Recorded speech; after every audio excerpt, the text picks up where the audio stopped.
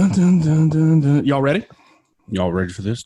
Y'all ready for this? Dun, dun, dun, dun, dun, dun, dun, dun. Oh, it's Jock Jams! Jock Jams 2020! You're stuck in the house, y'all! Ain't gonna be playing at Charlotte Bobcat Stadium anytime soon! Oh, God. Bobcats.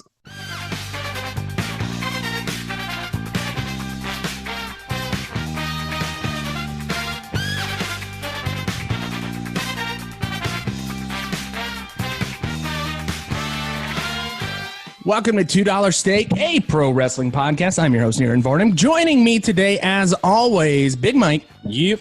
Tolbert. Hey. And calling in from the, what is it? What's the area code there? What's your area code, Cookie? Shit, I don't even think I know my area code. 252? Calling in from the Queen City. What is it? I don't know. Cookie. I think it's 252. Is it 252? No, no. That's coastal area. Oh, my God. Well, Cookie is calling in from Charlotte, North Carolina. Charlotte. Goddamn right. Cookie, how was the move? That's going to be our first topic today. Did you have a sufficient move? Are you fully into the new place? Sufficient, I don't think is the word for it. It took us, we just now got everything in the house. Today? So I would say it took about 5 to 6 days to, get everything in the house. So sufficient, no. But is everything here? Yes.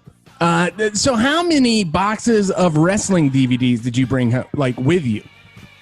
I have a large crate of wrestling DVDs from a wee cookie now. Did Diane want you to take them to the local swap meet or flea market to get rid of said DVDs, or is she allowing these on her DVD shelf along with Friends DVDs and Gilmore Girl DVDs? So what she did was she drove past the local pawn shop a couple of times, just said, you could get rid of some of these, right? You don't need these enemies. Enemies? That's all a few in there. Yeah, what, so your DVD collection is basically Naruto and Attitude Era professional wrestling at this point. Yeah, that's pretty spot on, along with some Saturday morning cartoons like Static Shock. Yeah, I did see that. You are a big fan of Static Shock. I forgot. So do you feel that you were ready for this new beginning, Cookie? Are you very optimistic about the Charlotte move so far? I am.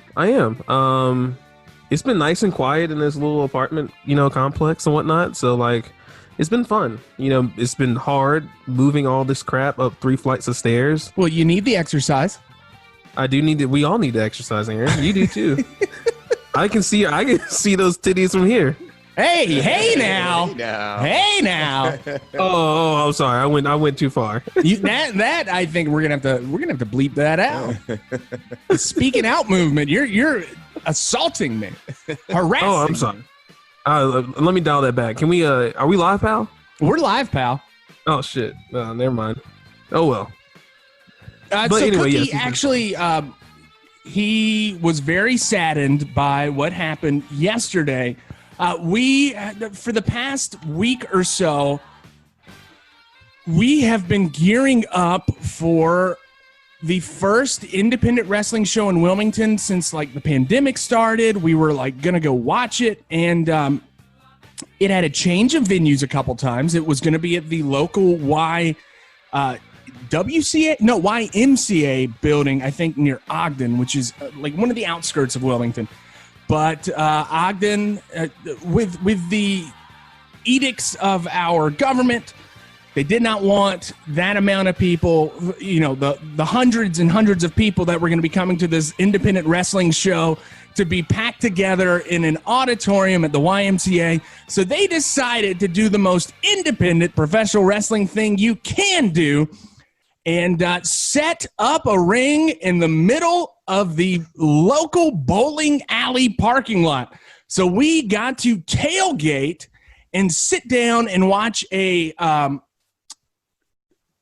wrestling match, an event live and in person. Mike, Tell me about what you went through yesterday as you were gearing up, and then the build up, and then just the plateau. I don't think there was much more. I don't think there was much more up after we ate. Well, I mean, the one issue living here in Wilmington is there is not anything to tailgate. There's no college football. Right. High school football is not really that big down here. So there's nothing really to like go with your boys and sit in a parking lot, grill out, drink beers, and just have a good time.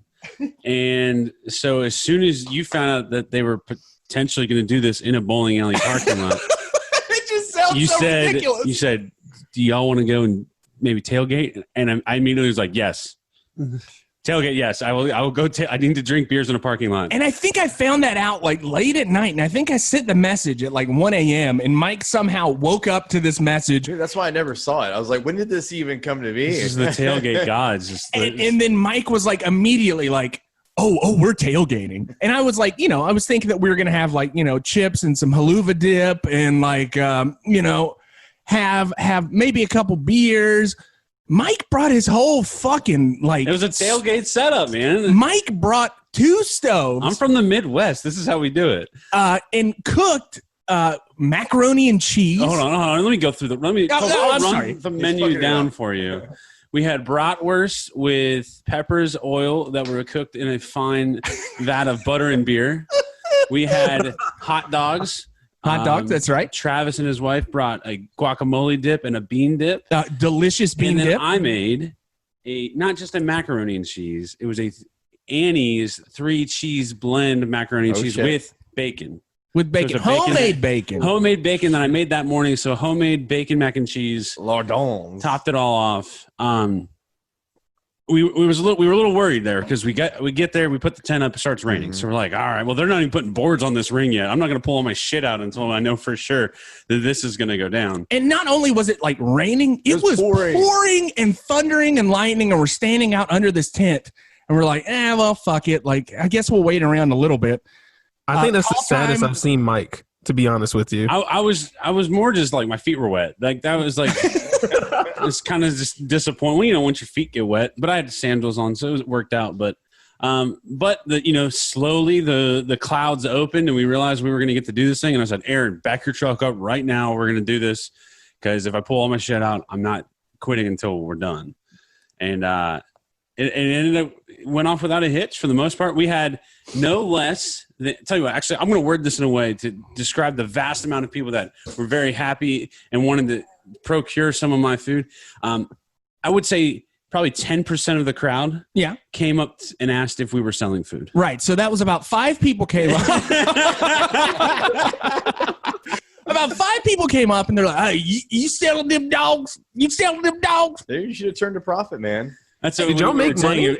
We were saying if we had a little more carny in us, we probably should have sold the food. We could have made back the money we paid for this amazing 5-star wrestling show, 5-cookie even wrestling show that we watched afterwards. There was, I want to let it be known that the tailgating gods shined their beautiful, beautiful light down upon us, and there was a beautiful rainbow over what was happening, and we're like, this is the independent wrestling god smiling down on us right now. We are going to get to watch 5-star matches all around. Mike, tell me about the wrestling. I mean, it's independent wrestling, right? Yeah. So it was good. If I could take a moment, I'm just going to go ahead and just I'm going to join the Aaron Varnum bandwagon and say that I hate wrestling fans. I absolutely hate them.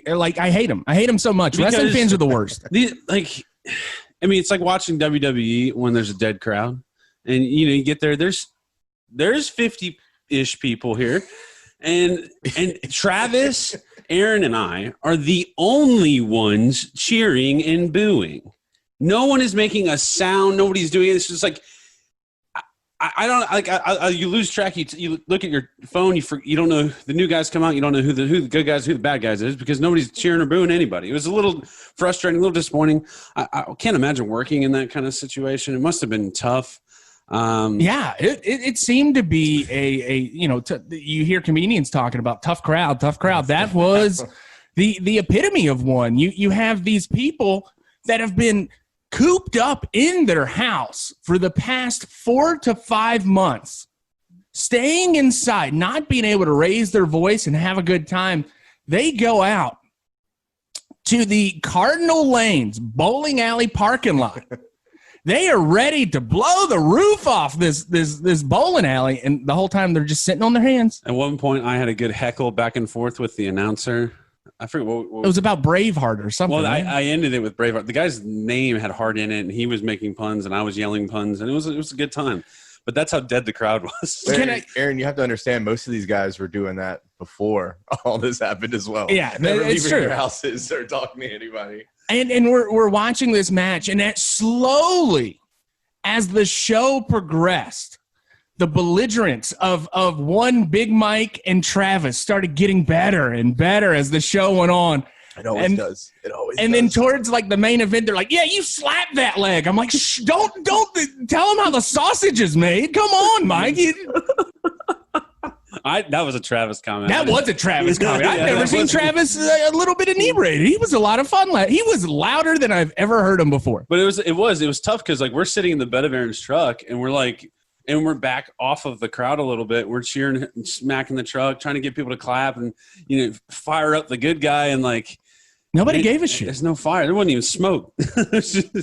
We brought the smoke. I hate I missed it, but I had to work. We the establishment at work, we're back open, and it's been a crazy week. But I was talking to some friends. I'm like, yeah, I think the guys are at. I was actually talking to CT, and I was like, the guys are at an event right now. I was like, I'm probably got pictures, and I pulled up my phone. I was like, oh God,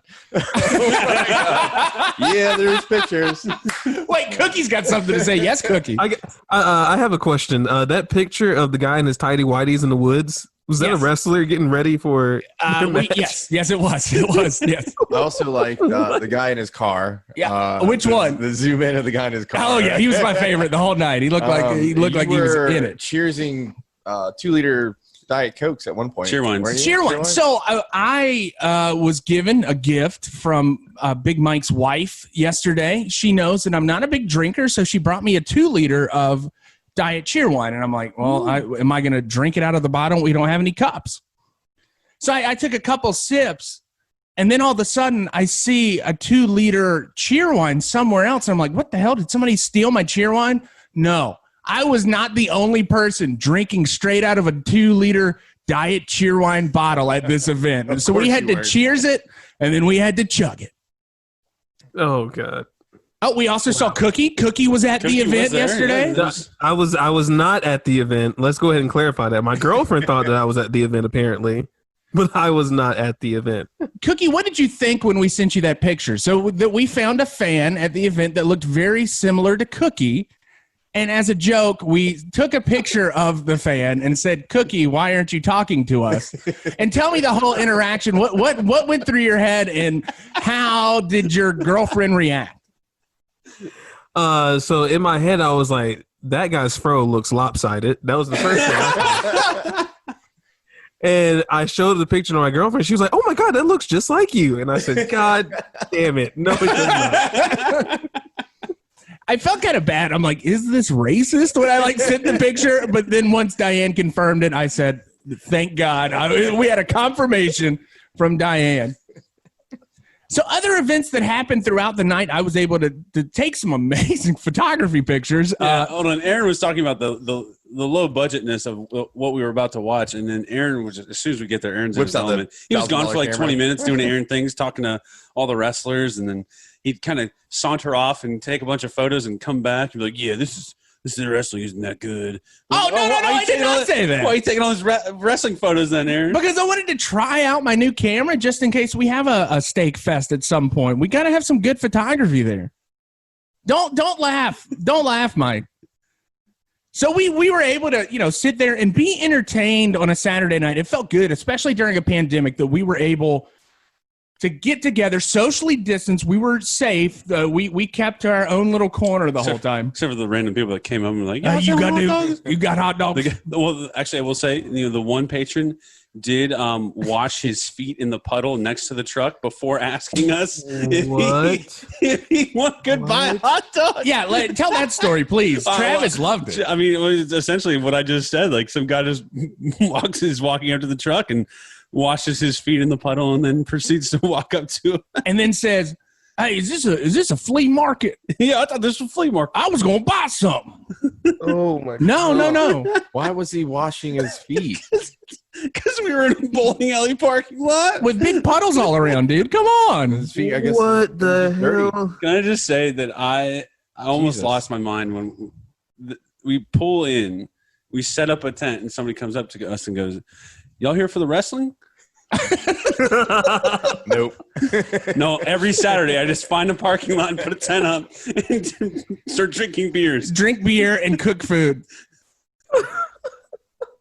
So we were able, to be entertained on a Saturday night. It ended up being a very fun experience. I loved it. I had a great time. It's not as highbrow as something you would see in Charlotte, which is what we're talking about all today on $2 steak. Yes, Cookie. Wait, one more question. Yes. Mike, how many beers? That's all my only question. How many beers deep was this picture taken? That wasn't that bad. I just saw Aaron taking the photo, so I put on a stupid cheesy face. I will say, as soon as we got in the car, Cookie, Mike was like, I fucking love independent wrestling. I love the idea of it. I love tailgating. I love hanging out with friends. I like being able to yell and heckle and scream and cheer, and it was a great time. It's not unlike going to like a UNCW rugby event or like a rugby event that we're not participating in. That's it. You go in, you have fun, you talk shit. You buy in, you cheer, and you boo, and you heckle, and it's a good time. Man. It's maybe like a step down from something like WrestleCade, but it is still an event that you can kind of be yourself. You can be free. You can talk shit. You can enjoy what you're doing. Yes, Cookie. I think it's a step up from Hoke County, though, from the quarantine. Step up from quarantine. We saw some. There was a lot of crossover, cross-pollination between the two events. There was definitely some Hoke County kids there, so we were excited to people came up and they're like, hey, you did the stuff at Hoke County. And I'm like, yeah, I did. Oh, Lord. Oh, Lord. So today we are talking about Charlotte. Since our boy Cookie moved to Charlotte, Charlotte was a hotbed of professional wrestling from the 50s all the way to the early 90s. The home of great professional wrestling. A lot of wrestlers coming out of Charlotte, people claiming Charlotte as their hometown, like one Ricky the Dragon Steamboat or another Richard Flair. These people love what? I broke out the full name. Richard Flair. So anyways, we're going to be talking about some professional wrestling in Charlotte today. And boys, I want to let you know, I went into this thinking that it was going to be the easiest thing in the world to find Charlotte professional wrestling matches, especially from the 70s and 80s. I could not verify a lot of those matches were in Charlotte. People weren't saying like, hey, we're in Charlotte today. And a lot of the stuff wasn't broken down into single matches. It was full television shows because they had studio wrestling in Charlotte. So it was really tough for me to find marquee matchups that we could do for this episode. So what I did was break it up and found different matches that I found that were in Charlotte. So we have got 2 WWE matches and an NWA match. But that NWA match has a twist. Stay tuned. We're going to talk about that next. The training of these poor creatures to turn themselves into fighting machines is simply barbaric. All right, for the Youngstown Heat with Big Mike. Is that even worse? Mike, come up with a name and we're going to sell it. Why doesn't somebody tweet us out what you think my segment? Nobody's our attempts at fan interaction always fall on flat on their face. Yeah. Mike, you have got One, Darius Lockhart against Action Mike Jackson. Tell me a little bit about your matchup. All right, Action Mike Jackson versus Darius Lockhart. This is a match taking place in Charlotte. Date unknown. I think it happened in 2015. 2015. The YouTube said 3 years ago, but I think it looked probably older than 3 years. Actually, it might have been 4 years ago. It might have been 2016. This is the NWA. What was the NWA Legends Fan Fest? Fan Fest. So on commentary, we have Aaron Varnum. Who? Who is on commentary on this matchup? This guy named Aaron Varnum. What? Yes.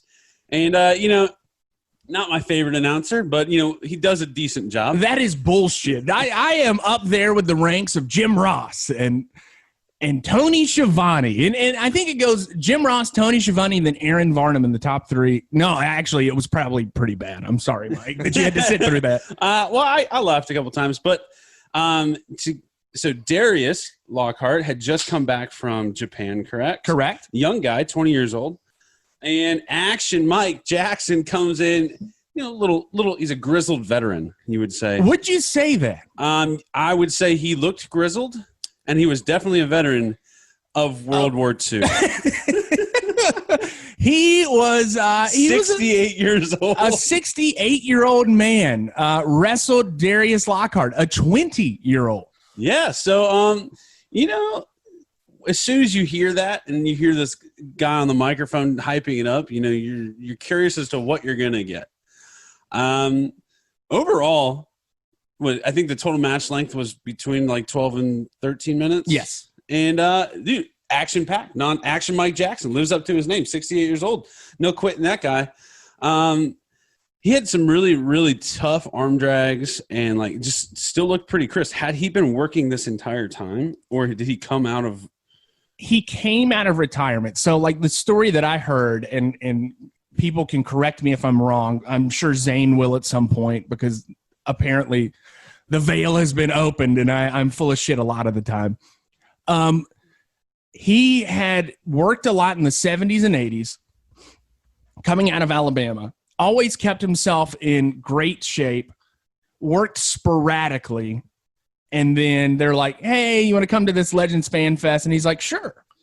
He came to it and put on a show. But also, even recently, even as the pandemic first started, I think TNA had a bunch of taped stuff that they have already like done and had it in the can, and he had a match on TNA in the last year. So he would be like 70-something at this point, and did the same sort of shtick. Well, at one point he does a dive out through the middle rope. A tope suicida from a 68-year-old man. Yeah, and he's got nothing left to lose. To his credit, it looked good from the camera angle that we had. The camera work was a little shoddy. There was only one cameraman at that entire event. Could you tell that there was only one camera the entire thing? Well, there's a hard cam, and then there was... It was me. You running around. Yeah, so the hard cam was on sticks up on a stage, and then me, because my co-cameraman that always helped me out got sick that day and could not help me. So I was like, well, I guess I'm SOL on this event, so I'm going to have to shoot everything myself. Did you do the lighting too? Were you in charge of that? Yes. Okay. Why? It was a little bright. Well, so we had 4 floodlights for that. I just brought in 4 floodlights. I was not able to like dramatically light it. They could have just turned the lights to the dining room on. I know. So yeah, so it was in the middle. It had an interesting effect because you with poor lighting, you don't see as many botches as Cookie would say, or it doesn't need to look as snug because you're not getting it's not HD. Right. At one point, Lockhart gets up on the ring or the corner post, and there's like 3 shadows of him. I thought that was kind of interesting. Yeah, that was my 3 lights. Yeah. Added a little flair to everything. Ultimately, Action Mike Jackson gets the pin, gets the 3 count. He worked this guy pretty good. And there wasn't a ton of back and forth. It was mostly Action Mike Jackson. There was a couple times during this matchup. I remember you always hear the old school spot by Undertaker, and Action Mike Jackson did the old school spot, but as opposed to what Undertaker does with one side of the ring, Mike Jackson walked around the entire ring. Yeah. I try to forget about those. I thought it was neat. Like, he's a 68-year-old man. I don't like get real critical in a lot of things. Oh, or you want to call up Mike Jackson about this? Mike doesn't get real critical about things, Martin. I hate that spot. Can we talk about the shit list next? Is that going to be the critical? I tried to block that out. Yeah, I mean, whatever. I will say, you know, he there was another move where he gets tossed off the apron or something like that and lands on his. It wasn't even flat back. It was kind of. It was on his hip. It was a side I've bump. seen people younger than him at the hospital for broken hips, and I did cringe pretty aggressively. Yeah, so it's a pretty neat setup. NWA Fan Fest is something that a guy named Greg Price did for years and years and years in Charlotte. And what he would do was bring in all of the big names from NWA. So it was everybody. Jim Cornette was there every year, and they would always have it at the Charlotte Hilton Ballroom and like conference center. And you could do stuff with like RVD was at that one. I got to meet him. I got to meet the guy that said, "It's still real to me, damn it." He was there. A bunch of wrestling legends were all at this fan fest. And every night they put together a little wrestling show. So Greg would reach out to me and be like, "Hey, we're doing a wrestling show on Saturday night. It's our big event. Can you come in and film it like you usually do?"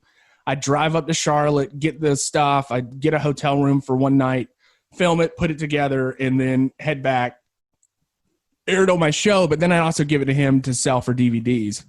And it ended up just being like a fun event year after year. Like you would see all your wrestling fans that you've recognized that go to all the local independent shows.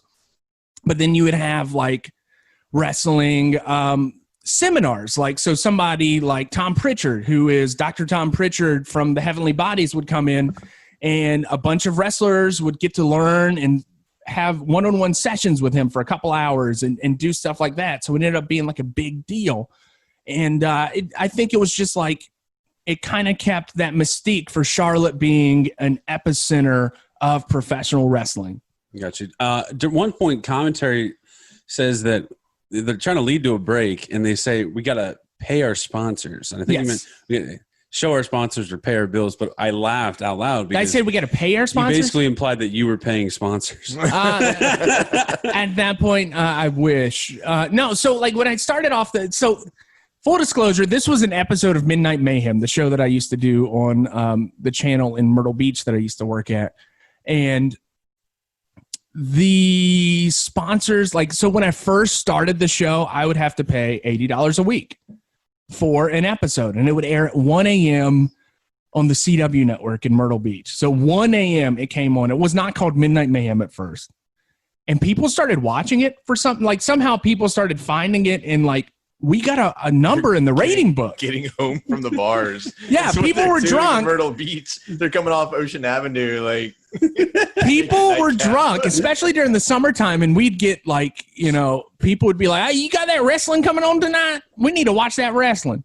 So people would start watching it at 1 a.m. every Saturday night. We got a rating in the rating book. And the person that did all of our programming at the TV station came up to me and she's like, "Hey, we can do something where if you guys allow us to have commercial time in it, it'll be free for you. Like, you can have free airtime." And I'm like, "Well, I will definitely do that." And they're like, "Would you like midnight instead?" So that's why it became Midnight Mayhem. And it saved me a lot of money. I didn't have to pay $80 a week to have a wrestling show on. So it was a kind of a cool deal to have my own TV show, kind of like a podcast, Yeah. I guess. I mean, I don't know. I've never had a TV show, but thanks, Mike. Podcast is pretty cool. I will say when he uploads it onto YouTube, he leaves the blank 5 minutes for the ad. 2 minutes, 2 minute spots for ad time, because I had one file at the time and I didn't have like my own, editing computer at the time. So I had to streamline it somehow. So I would that was the one that I would upload to the server. So I'd also just upload that to YouTube as well. You just make up the sponsors in your head. Yeah, that's I was getting really excited. I was about to say, like, what kind of ad is Aaron gonna have on Midnight Mayhem? I don't even remember what ads they would put in, but it was like normal stuff. Thanks, Mike. Yeah. But yeah, Action Mike Jackson, keep working, man. I want to find that TNA match and see what he did at 70 something. Mike, let's talk about social media. Social media, we had a little bit. the pickup this week on Twitter. I came out of the woodwork and actually tweeted out some random things. But back to 296. And shout out to Everything's a Bong. He retweeted something and said, let's get these guys to 300. We got, I think, 1 or 2. So props to that. Thank you. We will continue to do our best to provide interesting and fun content. We had a little back and forth with some people. I posted finally a good question, and we had some comments regarding what we should cook at the tailgate. We cooked none of that. We cooked none of it, but we had 4 comments, which is more than we never ever really get on anything else. I said a slow clap for that. I said if a podcast were to tailgate an indie wrestling show set to work a bowling alley parking lot, what would they cook? And we had liver pudding and hog maw. Yeah, who was that? Who said that one? Oh, that would be me. That would be your boy Cookie. Grilled spam and cheese, pork skins, and cold beer. Cook, cheese, Wizard, and Ritz crackers. Hey. And grilled bologna steaks. Yeah, ain't broke, don't fix it. I went a little bigger than those, but yeah, check us out at #2 $steak_ on Twitter and Instagram. You'll see all the fine feats we did this weekend, the funny little photos. You can see Aaron swiping right on his phone, well, which is false because I'm basically in a relationship right now. Well, Aaron was doing something on his phone. Yeah, I was talking to that person, not watching wrestling last night. Aaron clearly wasn't sports entertained. Tolbert, how are you doing on Instagram this week, bud? No posts? Hey, bud. This week I don't even want to talk about this week. Yeah, Tolbert is getting back into his bar schedule. Yeah, man. And he looks like shit. Instagram's like shit too, apparently. Tolbert, do you think you've had any exposure to the virus this week? Definitely. Oh, great. Great to hear. Glad to see that you're inside my house with us. 2 weeks ago, we had a scare, and now we might have another scare. Thank you, Mike. Like me. Oh, thank you, Tolbert. Excuse me, I looked at Mike. Sorry, Mike. Jesus, 132 followers. So he didn't lose anybody. He kind of just didn't exist.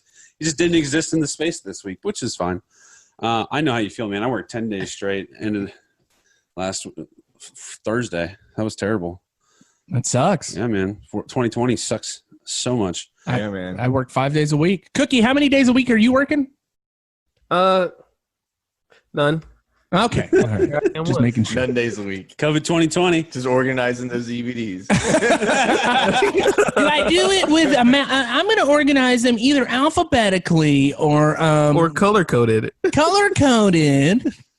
No hits and shits this week. All right, that's fine. I'm coming off of a 10-day thing. I've been enjoying my last 3 days. How did you like my 4th of July wrestling post, though? I really enjoyed that. Yeah, we did not talk about that last week. To mention the week before how I posted. That's true. This should have been a 2 week. Oh, that is true. Yes. All right. So, like most comedic geniuses this time of year, I take a hiatus.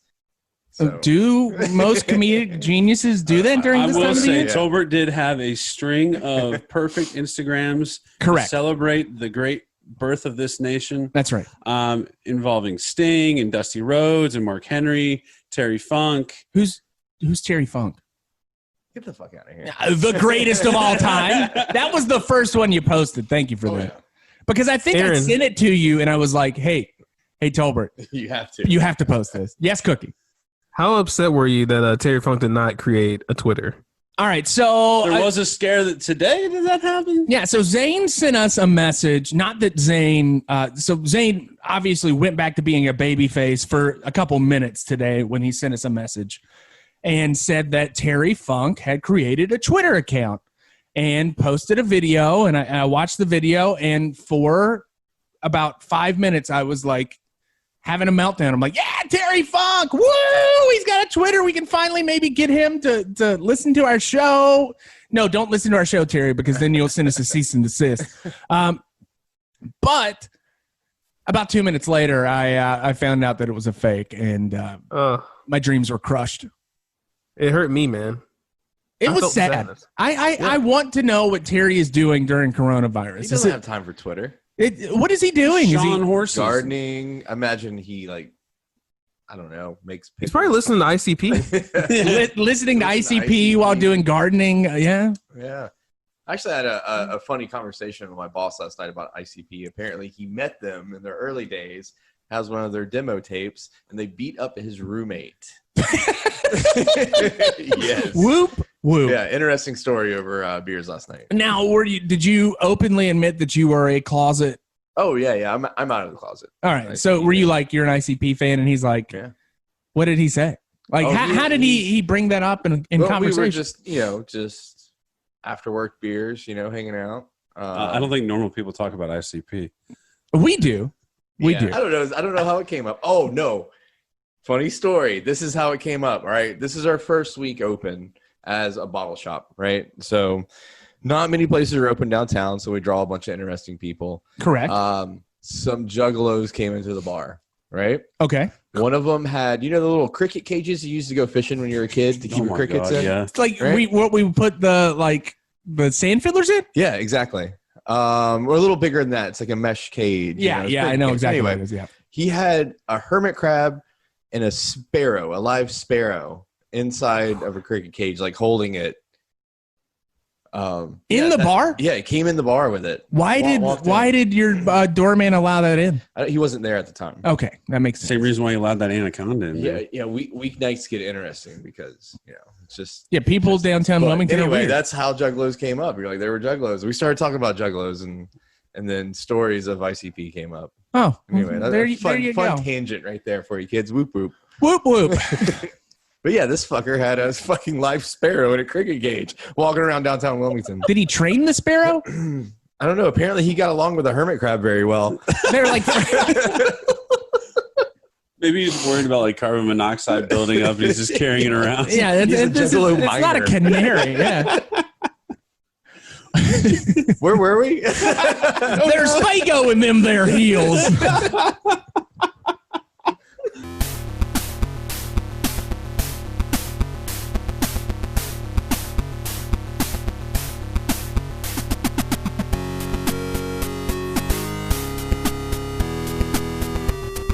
All right, for the strong style, Cookie. We actually switched it up a little bit this week. Cookie has got Edge versus the whole effing show, Rob Van Dam. Cookie, tell us a little bit about your matchup. Yes. Hold on, Aaron. First off, you didn't introduce him like Tony Chimmel introduces him. He's the rated R superstar Edge. There we go. You think you know me. You think you know me. Dun, dun, dun, dun, dun, dun. Anyway, so this was peak wrestling for Young Cookie. This was 06 Vengeance. I was in middle school at the time, so I still didn't understand what to do. Yeah, Jesus. You were in college? Holy shit! I was in college. That's so weird. Okay, I still didn't Thanks, understand. Cookie. Thanks, Cookie. I'm sorry, Aaron. You're old. It's okay. That's all right, dude. Like Edge's like rated R shtick, hitting with Lita, the live sex show, Matt Hardy actually being involved. I didn't realize any of that stuff was like real or it could bleed into real life. And then, I start finding dirt sheets and stuff like that. Those start coming around. I realized RVD drops the title because he's riding dirty, basically. What was it, like a DUI or a pound of weed that he had in the car? I don't even remember. It was him and Sabu hanging out, driving around. It was weed and pills. Yeah, and this was actually, I think, this may have been his only title defense before that happened. I think you're right, actually. I think it might be. Yeah. Well, anyway, did anyone notice that Edge had the balls to say that the Stanley Cup didn't deserve to be in North Carolina? Yeah, I thought that his heat at the beginning was very, it's cheap heat, but I thought that it was good. And saying that the Canadians were the ones that were the reason behind the Stanley Cup being in North Carolina was pretty interesting. To be fair, the Stanley Cup shouldn't be south of the Mason-Dixon line. Well, it happened twice. Well, it was. Right? It happened twice, right? I don't know. Has it happened twice? I think it's happened twice. No, or maybe once. Well, I thought they were Hartford before. I thought they counted that one. Yeah, that's true. That's true. That doesn't. I don't know. But anyway, and then he follows it up with a cheap incest joke about North Carolina. Whatever. Oh, that's true. Well, that might be true for you, Aaron, but not for me. Maybe Varnamtown true. It ain't. Yeah, Varnamtown true. Maybe Hope County true. Sorry, Tolbert. Anyway, let's get to the countdown. Cookie's top 4. Number 1. Yo, Edge still has some bounce. Like, RVD is on the apron. Edge hits him with the gut shot. And to my surprise, he follows it up with a sunset flip to the outside. And RVD just smacks his head to the mat with such a thud that I had to turn my head. Not a lot of people take that spot. And RVD must have been high to take that spot. Yeah, Super high. so that was one of the only times, and I'm glad that you pointed that out. That was the only time that, like, I've seen that spot actually go through, you know? Like, sometimes, like, when the person's hanging on to the rope, like, they do not go with it. But the whole thing was actually one smooth motion, and it ended up being a pretty nasty spot. Yeah. Oh, and that wasn't the last one. Number 2. Whew. The high spots in this match. Jesus, I get why Edge had a career-ending neck injury. He took a high crossbody over the top rope to the outside and then almost got his head taken off by that spinning kick. Dude, both of those spots were amazing. They were amazing to see, and they're smooth. Like, RVD is a very smooth wrestler. So is Edge, but like, Jesus, it's a lot. I don't know. I don't know if I could. I don't know if I would do that spot myself. I don't think I would take it. Now, I definitely couldn't do it. If you guys were wondering, you could not do that. I'm sorry. I definitely could not do it. Anyway, number 3. Lita's a whore. I heard that. I heard it. I cringed so hard. Like, goddamn, North Carolina, no class, straight savages. And I'm pretty sure she's from North Carolina. She's not from North Carolina. I don't think she's from North Carolina, but she spent a lot of time in North Carolina. I thought she was billed. Oh, maybe she was just billed from North Carolina. Maybe that's what it was. I don't know. Anyway, that modified Rolling Loud or Rolling Thunder, whatever he called it, we knew what he was referencing, but that was spot on. That was a great move.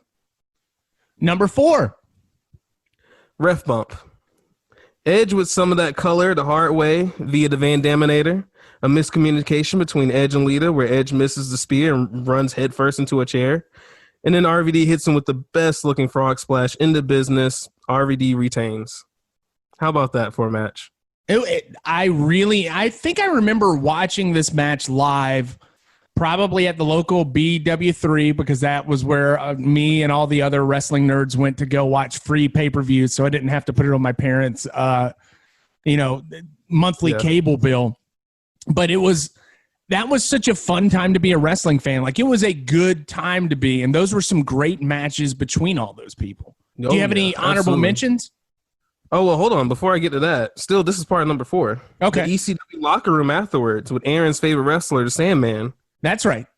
Oh, you could smell the painkillers through the screen. Oh, you could. You could. I don't know what opiates smell like, but I'm pretty sure that's what that smelled like. Yo, yeah, 100%. Now, my honorable mentions. 1, good God, Lita looked scrum-diddly-umptious. Her shirt in this thing is amazing, and it looks like it's missing parts of in it. Two parts, large parts in the shirt that are missing, and it made for a great visual. It did, and she looked so good that King said, "Tell Lita's puppies to stop staring at my eyes." That one popped me real good. King and JR had a couple back and forths that kind of made me uncomfortable. One time during the matchup, JR says, "King, why you got to make everything about 6? Like, why is everything going to be about 6?" JR always makes the awkward transition after that, too. He's just like, why is everything going to be about 6, King? Dude. One more thing. No, a couple more things. Mike, did you hear the Phil Mickelson reference in my match? No, Mike didn't watch any more wrestling this week. Of course he didn't. JR says Edge almost blew the spot like Phil Mickelson did on the last hole of the U.S. Open. Wingfoot, man, he melted down. He needed to like par it and to win his first major, and he like double bogeyed. Well, since then he's won a few, but this is back when he was the greatest golfer to never win one. That's right, yeah. Now Ricky Fowler's the greatest golfer to never win one. Best golfer, not greatest, different. Anyway, listen. Next reference: Edge nails RVD with the powerbomb onto the security rail, and this is why JR is one of the best commentators. He says RVD may have a lung loose or a kidney displaced. After that, God bless you, JR. JR is the best. He is. He keeps you entertained and keeps you glued to the TV. Because as a kid, I'm like, oh my God, like that's how you displace a lung? Like, oh fuck. Shit, that's crazy. You could do that? Anyway. I always hated the way RVD took head bumps, like the DDT in this match. He always like tweaks his neck to the side, and it just looks disgusting. Oh, it looks so gross. It's like Sammy Guevara, the way he does that. I don't know if I can say his name. Can I say his name? Yeah, it's fine. Okay. Yeah. You could say Ibushi. He always takes nasty neck. Yeah, bumps. Kota Ibushi. We follow his neck on Twitter. Cookie, what did you think about Edge's like facial expressions? Like, I forgot how good and animated he is as a heel. Throughout the match, he does like little things where like he'll look to the hard cam or look to one of the cameras and make like a facial expression, and he's really able to tell the story of like what's going on in his mind, and like little like, you know, grins to the aside, like, yeah, I got the better of RVD on that exchange, or like just looking or like frustration. His little shuffle of the feet in the beginning of the match, or, you know, he'll look the Lita and he'll just like lick his lips or do some crazy shit like that. Like, he has a way of like, his psychology is just top notch. Edge as a heel, Edge is one of my favorite villains in professional wrestling. He's just a sleazeball that's doing anything that he can to win a match, anything that he can. He's did they call him? Was he the ultimate opportunist? They would call him that. Exactly what he was. Yeah, because he was one of the first people to get the Money in the Bank and do the really crappy cash in where somebody had just gone through hell, and then he cashed it in and got a title win from it. And literally everyone has followed suit ever since then. Yeah, he's got great. The crazy eyes to go along with it. Like that's how I would want to be if I became a heel in wrestling. That's what I would want to do. Okay. Cookie, what is your cookie? Oh, go ahead. I'm sorry. No, that was it. Sorry, go ahead. Well, what is your cookie count for this matchup? Oh, it's just like RVD's Frog Splash, baby. It's 5 cookies. It's a 5 cookie Frog Splash. I knew that like you were going to enjoy this matchup. It ended up being a very fun Charlotte showcase for WWE. Absolutely. Really, it was ECW at the time, Aaron. Don't get it wrong. It was ECW. That's right. Okay. RVD is part of ECW. Don't disrespect ECW minus Sandman. Fuck Sandman. But the rest of ECW, they're fine, I think.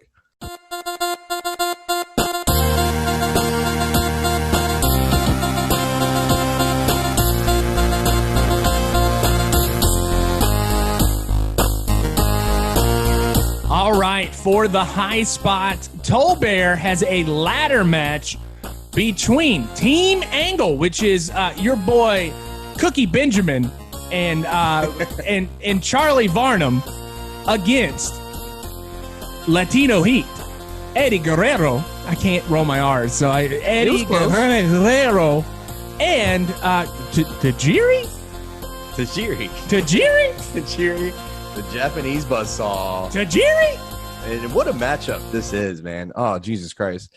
First impressions of after watching this, man, this is everything a ladder match should be. That's right. Compared to the new school style when they have 15 ladders, you know, ringside, and then 50 more entranceway. You got them all over. People are taking 10 minutes to set up a ladder spot and things like this. They hit the gas like right off the bat, man. And there's only like 2 ladders the whole time. Yeah, I didn't really notice that until you pointed it out. I'm like, good Lord, they did everything with like a very small amount of ladders. And there's no hesitation. There's no, you know, like I said, they're not trying to set up something crazy. Every transition was like super quick, crisp, and like no hesitation on anything. We see so many over the top rope suplexes and tosses, and very early on, Taijiri takes a wicked DDT where I thought he died. Like it was nuts. Throughout the entire match, Taijiri took some things that I'm like, ooh, good Lord. But you have some good psychology in this match as well, because you have Team Angle, which are these classically trained wrestlers, and they're huge. They're massive, going up against a matchup of Eddie and Taijiri, which are 2 small, compact guys. And it was a mismatch because apparently before that, Eddie's nephew, Chavo, had gotten hurt. So that's why they threw together this tag team like right before the event happened. So like that's what the psychology of that was. Yeah, it's crazy. But I mean, they go right into it. And like I said, just power moves right off the bat. You see Taijiri and Eddie team up doing these drop kicks to down ladders to guys' crotches. And they're sandwiching Charlie Haas between two ladders. And Eddie, Jesus Christ, he took so many bumps in this match. He was doing these flip suicide dives, from the curtain to the inside of the ring, on these ladders they had Charlie sandwiched between, and he's just taking so many hits and sacrificing his body, but everything is so clean and crisp and amazing. And you have a couple teases of back and forth and them trying to get the belt, but they just keep it so fresh. You don't have them taking 20 minutes to try to climb a ladder while someone tries to get up. It's quick, and you see Taijiri do this crazy. Might have been bad luck, but everything I guess turns out all right. And then he actually runs under the ladder back and forth, right? Backflips to knock Team Angle off of the ladder. This later leads to Charlie Haas being pushed off from the top of the ladder. I don't know, probably 20 feet in the air, going over the top rope to flat bottom via Eddie Guerrero. It's just insane, and they just never slow down. The boys of Latino Heat get some momentum, and then you see Eddie just go pure psycho mode, where he does probably a 15-foot frog splash. Yeah, that made my stomach very uncomfortable. So I've seen the highlights of this frog splash and stuff like that, watching stuff on YouTube, but I was cleaning the kitchen and watching my match earlier today, doing some chores, and I thought he was just going to kind of grab the belt, but then he turns and he pauses and he does that frog splash. And I just screamed in the kitchen. I was, fist in the air. Woo! Woo! And you think that's going to be it. You think Taijiri's going to come in and help him claim the belts. But Charlie decides to climb the ladder and give him a little contention for the belts, where Eddie does this insane, I guess they call it a sub flip power bomb. Right. Very similar to what Cookie had in his match, where it's a sunset flip. For everyone listening, these guys are at the top of a 20-foot ladder facing each other. Eddie does a front flip where he then grabs him and basically does a sit-down power bomb from the top of the ladder. It is absolutely insane. Did you watch this match, Cook? I don't know if you would call it. It doesn't quite go so smoothly, but Eddie pulls it off so well. Yeah, it's not as smoothly as the one that RVD had against, or Edge had against RVD, but it was a big spot. But it was just an awesome move. He gets to his feet. Him and Taijiri climb the ladder slowly to have a great shot of Eddie grabbing the belts and unhooking them and handing one to him, and then raising the belts. It was just an amazing match. What are you saying, Cookie? What are you talking about? Bullet Club, baby. Too sweet. But yeah, if you watch one match from this week's links, go on the network or find this match. It's amazing. Oh, wait, you don't want to put over the Midnight Mayhem link and give me some sponsorship money? Well, you didn't have a ladder match like this. Oh, man. I mean, it's just insane how good of a show Eddie put on, and just the punishment he would take. It was insane. Yeah, and this was a time, I think, what year was it? Like 2002, 2003? Judgment Day. So it was a pay-per-view, Judgment Day. I think it was 2002 or 2003. Yeah. And this was before Eddie kind of went away for a little bit and kind of found himself. It's a crazy time in Eddie's life. And he's taking these risks. And you can tell that at this point, but Jesus, that crowd. So this was in Charlotte. This is when Charlotte Arena. It is packed. And by the end of this match, every person in that stadium was chanting Eddie's name. Oh, I would have been too. Man. Everybody was. It was insane. All right, you got a haiku for me? Yeah. All right. Buzzsaw and Eddie, Latin heat, Japanese steel. Lay fuck boys to rest. Wait a minute. Are you telling me the world's best tag team, the world's greatest tag team are fuck boys? Yes. Oh, man. Cookie, you hear that? Aaron, do you don't look like a fuckboy? I'm not. Are you a fuckboy? I don't think so. Diane, am I a fuckboy? Oh, she can't hear me. Diane can't hear you. Diane doesn't care. She's watching TV. Not watching wrestling. Not watching wrestling DVDs, I can tell you that. Oh, she's enjoying it probably right now because I watch a lot of wrestling DVDs. Jesus, that's a lot of wrestling. Jesus, that's a lot of wrestling.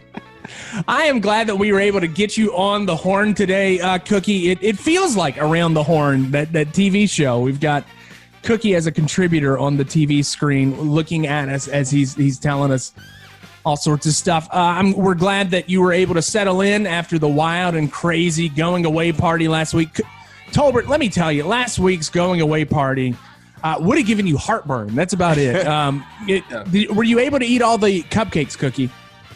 I still have 2 left, Aaron. There was a lot. You gave me a lot of cupcakes, a lot of sweets, bro.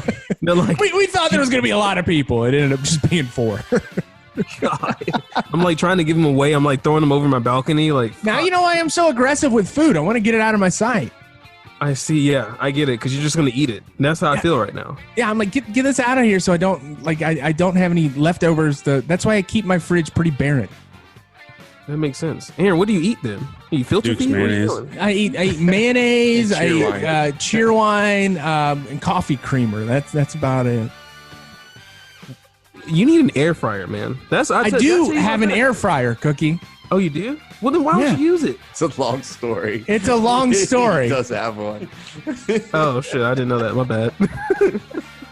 Thanks, Cookie. All right. Thank you for listening to $2 Steak, a pro wrestling podcast. That's a great way to end the episode. We will talk about wrestling next week. I think we'll have kind of a normal stuff. We'll go back to Japanese wrestling with Cookie, and we'll have some little people or something for Tolbert. I don't know. We'll figure it out. Thank you for listening to $2 Steak, a pro wrestling podcast.